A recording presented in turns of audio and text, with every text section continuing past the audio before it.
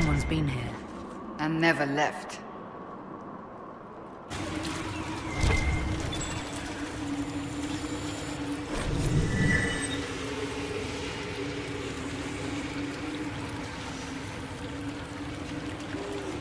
It's strange that I can understand that. The secrets of this temple have remained unspoken for too long. They wish to be known.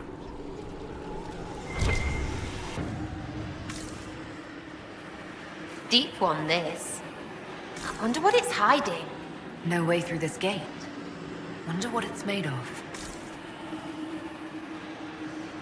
The altar's absorbing the fire, eating the magic.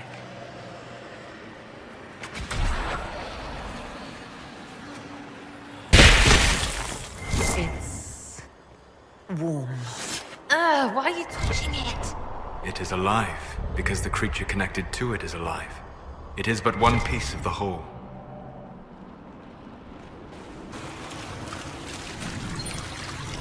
And the torch goes out.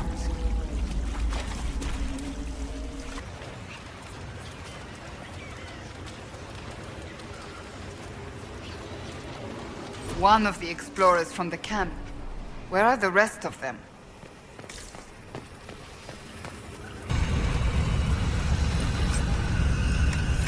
Where could this key lead? One of the passages back in the ritual area, perhaps.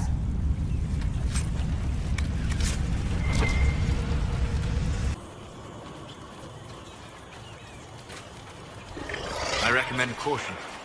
There is no telling where this ancient ritual will lead us.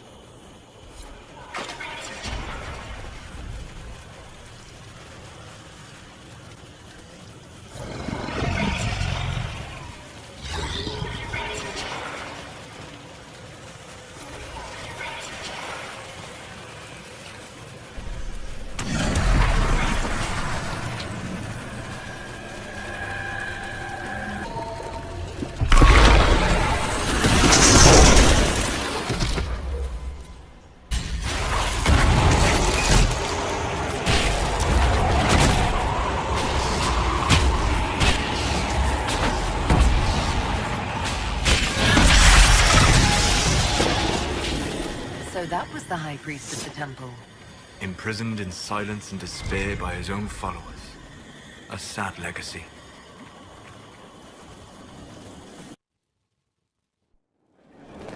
Impressive, is it not? Fit for a leader, meant to show influence and the burden of it. It is where the Inquisition will sit in judgment. Where you will sit in judgment. Who will I be judging exactly? Those who have done wrong. You will know of them, at the very least. All this presumes they have survived their initial encounter with you, of course. Do I really need to oversee even more death? I'm nearly at capacity. I share your distaste for more bloodshed, but it needn't come to that. The Inquisition's sovereignty is derived from the allies who validate it. You are both empowered and bound. Justice has many tools. If their application is clever, execution may even seem merciful by comparison. Is there anyone I should judge? Take the throne when you're ready. We will bring him before you.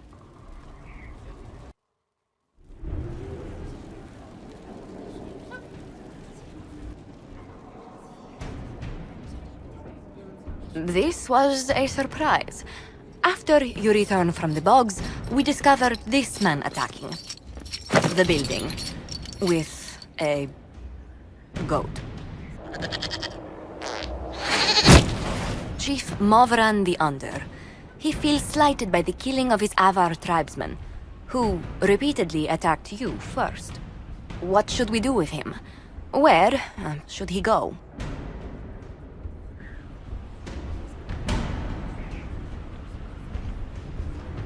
You answered the death of your clan with a goat?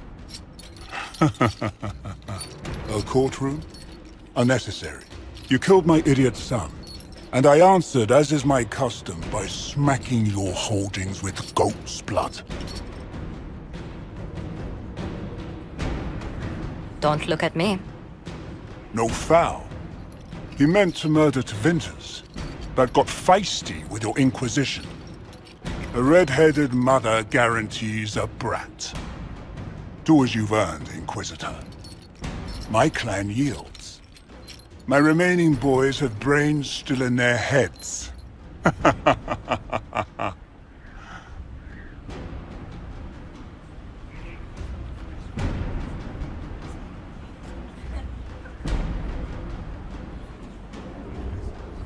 It seems our conflict was accidental, Chief Movran, but it can't be repeated. I banish you and your clan, with as many weapons as you can carry, to Tevinter. My idiot boy got us something after all.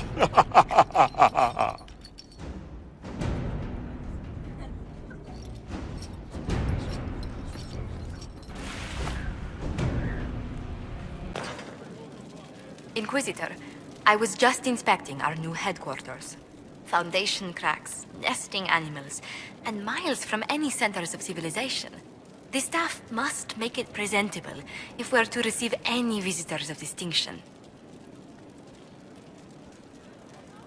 The people coming know we just survived Corypheus and a dragon. And they must be confident we are able to do so again. The mages are showing great trust in you. They need to feel safe here. Do you not feel safe here? I've had difficulty forgetting Corypheus's attack on Haven. Do you know who first leapt to arms? Our workers. They were so proud of our cause. Corypheus simply cut them down. So much screaming after that first blast of fire. So many people turned to ash.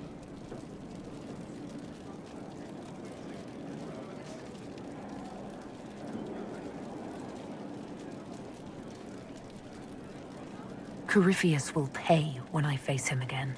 I dearly hope that happens soon. Well, before I return to my duties, allow me to congratulate you on your appointment as Inquisitor, my lady. I will now bring diplomatic issues to your attention, and I'm more than happy to help with any situations that arise.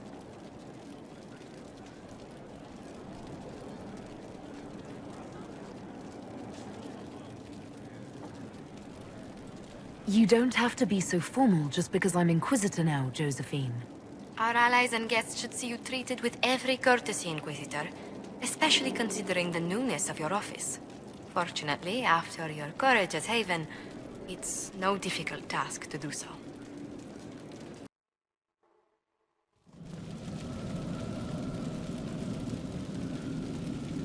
Inquisitor? The Arcanist has arrived. You should see for yourself.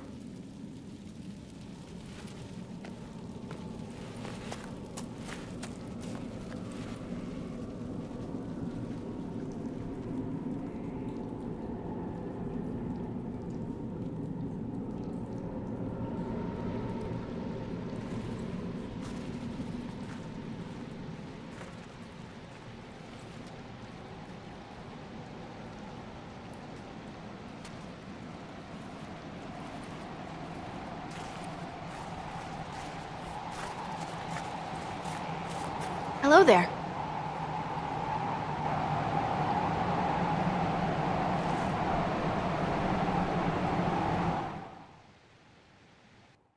Well, don't just stand there slack-jawed. Let's figure out what you need. You're the magical advisor? Oh, you're her. The Inquisitor. I'm Dagna.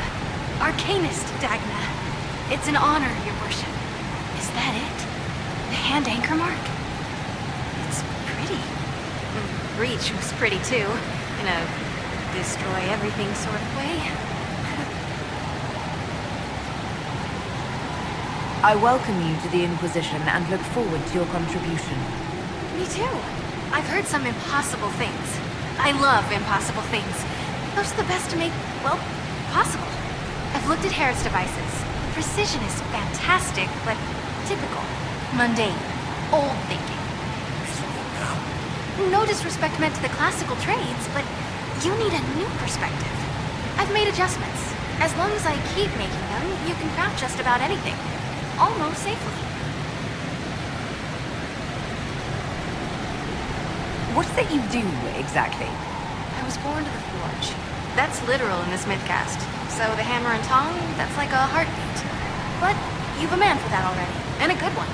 I'm here because of my passion for magic. Magical study, magical theory, magical enchantment, and through it, the manipulation of masterworks. I studied it all with an objective eye. No secrets, no fears. That lets me apply principles like no other. Maybe one other, but I don't have that wonky of a mind, so I still kinda win.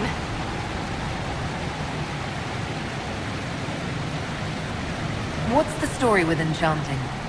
Delirium is the heart.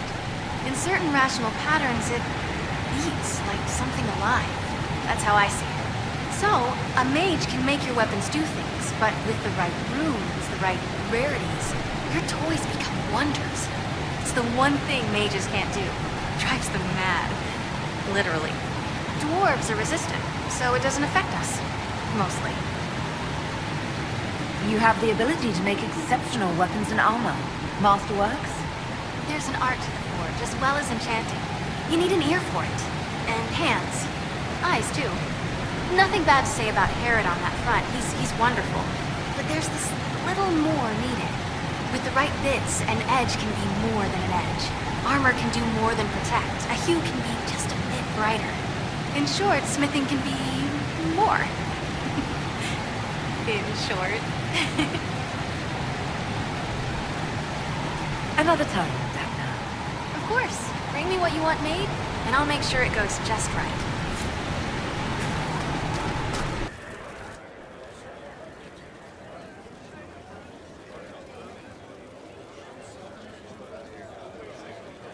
Cassandra's calmed down. I think you can take your hand off your crossbow. Define calm down for me in terms of who or what she's punching right now. I wasn't trying to keep secrets. I told the Inquisition everything that seemed important at the time.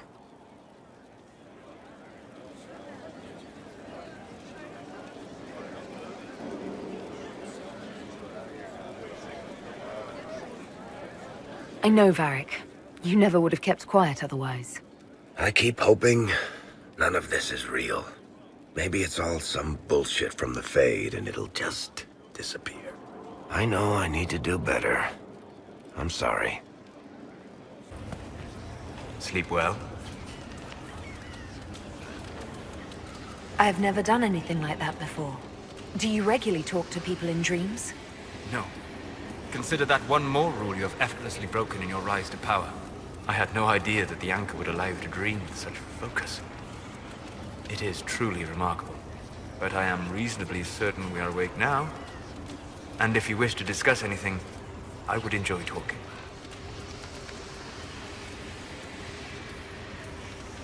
I need to know more about Corypheus. We spoke of this on our travels to Skyhawk. What more can I tell you? Cassandra and Varric seem more familiar with their adversary. You've given me good counsel before. I could use some now. My apologies, Inquisitor. My poor manners shame me. I claim no secret wisdom, but I will guess as best I can. I would like to know more about the orb he carries. As I said, that must be the means by which he created the breach. I suspect the blast that destroyed the Conclave was more accident than anything. The result of unlocking power that had sought release for ages. What I cannot understand is how he managed to survive such an explosion. You said that you believed the orb is elven. I never would have believed a Devinter mage could unlock such a powerful relic.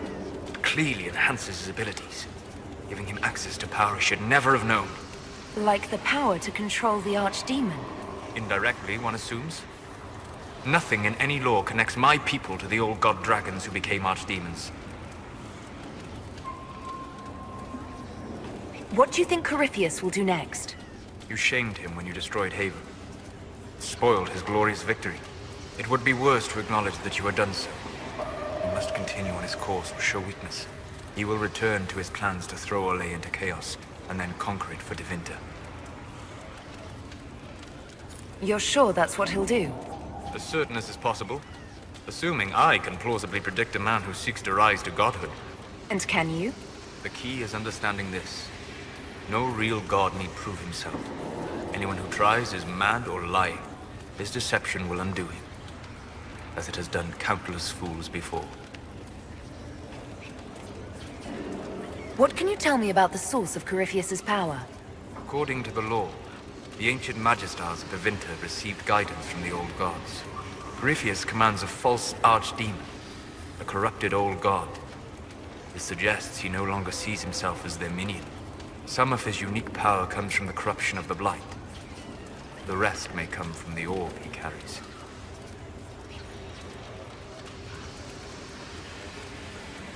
We'll talk later. Goodbye.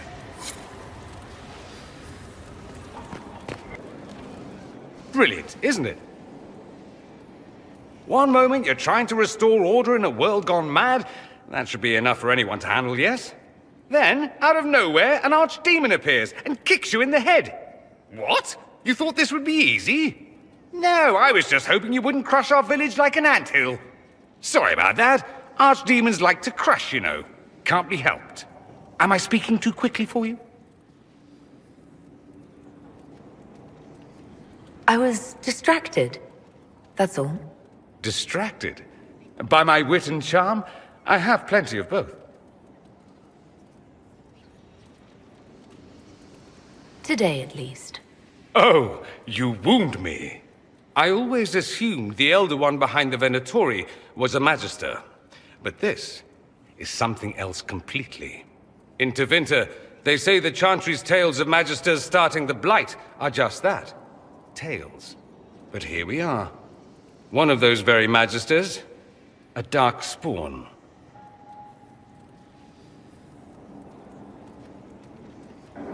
Who does the Imperium say started the Blight? You know how it is. Not us. They say Darkspawn were always there. Magisters and the Blight aren't even related. Is that a surprise? No one wants to admit they shit the bed. But if Corypheus is one of the Magisters who entered the Black City and he's Darkspawn, what other explanation is there?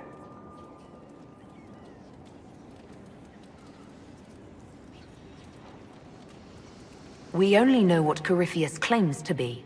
True. He might be a convincing liar, or delusional, or insane. But how many delusional maniacs are going to have that knowledge? He broke open the Fade. I knew what I was taught couldn't be the whole truth, but I assumed there had to be a kernel of it, somewhere. But no. It was us all along. We destroyed the world. You didn't do anything. Those men did. 1,000 years ago. True, except that one of them is up and walking around right now.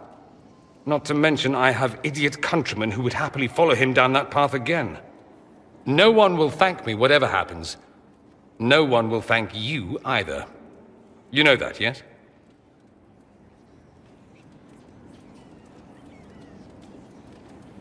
That attitude must be why they kicked you out of the Imperium. They didn't kick me out? Well, only because they never got around to it. Eventually, they might have. All I know is this. Corypheus needs to be stopped. Men like him ruined my homeland. I won't stand by and let him ruin the world.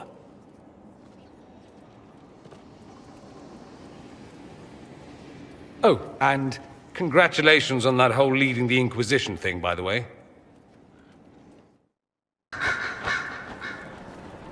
Greetings, Inquisitor. That is your title now, yes? I should thank you. The way things ended in Redcliffe, you could have demanded anything you wished. Yet you chose to make us equal partners. I was not expecting that.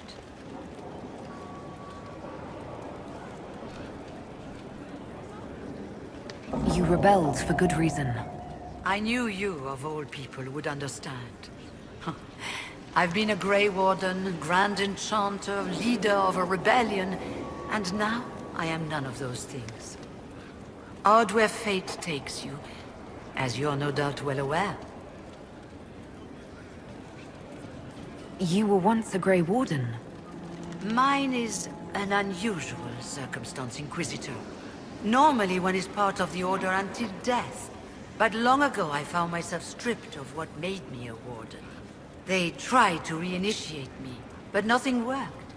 Nor could they figure out how it happened. So I was sent to the Circle of Magi, the first warden ever to be kicked out.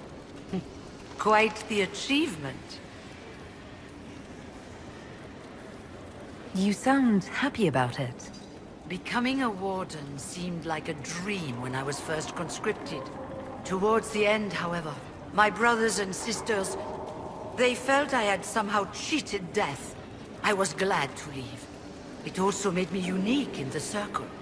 I had an opportunity to do more than I ever could as a warden.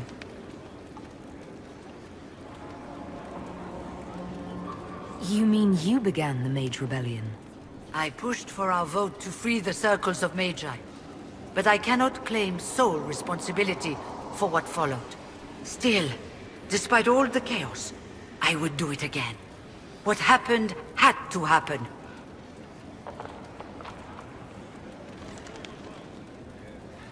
I trust everything is well with the mages.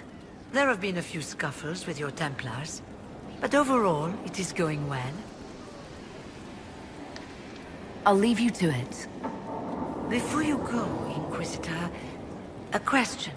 In Redcliffe, after we left, did you perhaps speak with King Alistair? Considering who you are? He wasn't in the mood to talk. It's just that I knew his father, Marek, back when I was a warden. Oh, that's rather interesting. Does he know that? No, he doesn't. And he shouldn't. I only wanted to know if he was happy. His father had such hopes for him. Don't mind me, Inquisitor. The concerns of an old woman. Nothing more.